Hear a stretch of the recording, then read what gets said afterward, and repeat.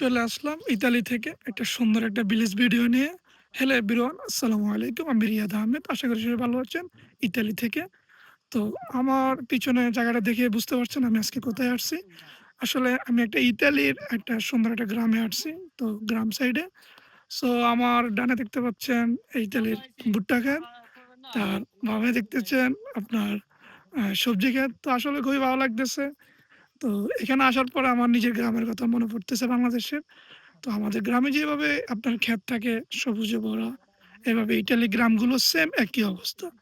তো এখানে আসলে কোনো বাড়িঘর নাই। সবকিছু হলো আপনার ক্ষেত আর ক্ষেত। এর ভিতরে তারা চাষ করে। আসলে তো আপনাদের কেমন লাগতেছে জানাবেন।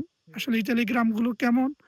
তো আমি দেখানোর চেষ্টা করলাম আমার সুন্দর একটা ভিডিওর মাধ্যমে। তো ইতালিও আসলে গ্রাম আছে।